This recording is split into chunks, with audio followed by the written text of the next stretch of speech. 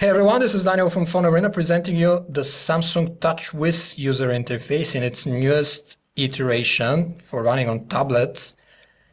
We are previewing this one on a prototype Samsung Galaxy Tab 8.9, so bear in mind that both functionalities and visuals might be different in the final retail unit, but nevertheless, let's have a look at a quick preview how it looks like and how it behaves. There are a couple of new widgets that are not standard for Honeycomb here. First off, we have this date and time widget and this cool weather widget, which were standard on the Samsung Galaxy S2 phone as well, when we were making a review of this excellent handset. We have them here on the tablet in a much larger version, of course, due to the bigger screen real estate. In the tablet version of TouchWiz, Samsung isn't introducing any new widgets different from what we already saw on the Samsung Galaxy S2 phone. We have the Associated Press mobile news widget, we have the picture frame, bookmarks, date and time, weather, social hub, stock quotes, and there's not much else we can choose from that is specific for Samsung. We have the agenda widget, and the rest are stock Honeycomb widgets that we can use, but with time we're sure that more widgets will be introduced for Samsung's tablets and phones with TouchWiz.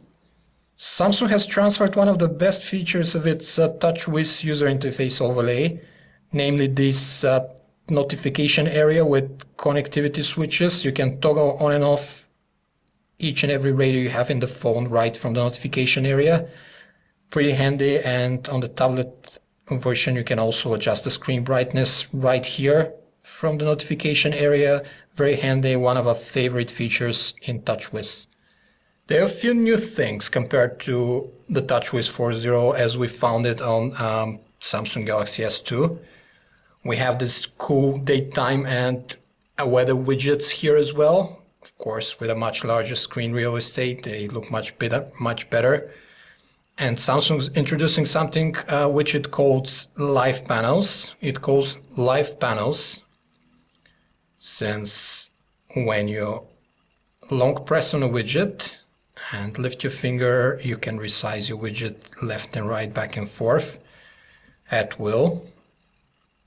If you wish, for example, you can shrink the widget to this extent, you can expand it on the right, you can drag it down a little bit more. Basically, you can resize the widget any way you please. We can drag down our agenda here to fit more days if we wanted to, or to take less space respectively. And the same goes for all other widgets. We can move it up here and then drag it down to show more stock quotes, etc. That's the live panel. Samsung has not only taken the best features of the phone version of TouchWiz, but also introduced some new stuff like this here, mini apps tray, Samsung calls it. Basically 6 shortcuts which are calling mini versions of the full-blown applications. For example, you want to quickly take a note and you call this mini version of the note-taking application right on the home screen. And it also works in each and every application you're in. For example, you're in the browser, you meet something you want to calculate, and you call the calculator mini version here from the mini apps tray. You calculate what you need to, and then you're on your merry way. Or you want to quickly look at your agenda, you can. Have a look at which apps are running, close the ones unneeded.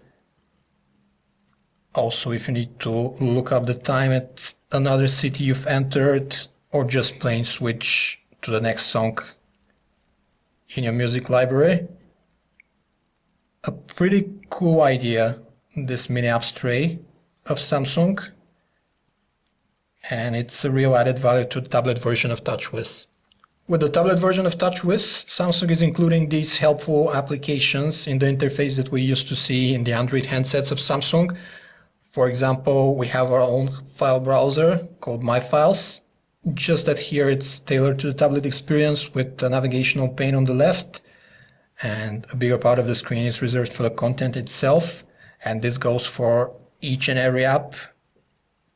With TouchWiz, the email, for example, again, navigational pane on the left, the content of the emails on the right. You can also toggle from conversation view to standard view in the email app. The calendar as well. If we go to the monthly view or the daily view, we have this preview pane here, navigational pane. Here it's on the right, and a bigger part of the screen is reserved for the content itself. And let's have a look at the rest of the apps. The browser, for example. We have the stock Honeycomb browser, that's the portrait keyboard. And it's just skinned a little bit differently here at the top to make it more uniform with the TouchWiz interface. Other than that, it's the stock excellent Android Honeycomb browser. Next we have the calculator. You see how the full scale application looks like, and if we call it from the mini apps tray, the mini version looks like that. Much slimmer, allowing you to see what's behind it on the screen. The camera app, it reminds us very much on what we saw on the Samsung Galaxy S2 phone, with minimalistic interface and font, allowing you to see the subject you're framing behind. The usual collection of shooting modes, focus modes, including macro and so on and so forth. Very easy to use with big buttons, especially on a tablet. The gallery is a tad different on the TouchWiz tablet version than what we have in stock Honeycomb, but it's pretty easy to navigate nonetheless. You can obviously use gestures to zoom in and out of the pictures, or maybe that's just left from TouchWiz 4.0 for handsets. We'll see in the retail version. And of course we can do some basic editing on the pictures, like cropping and so on. Here we go.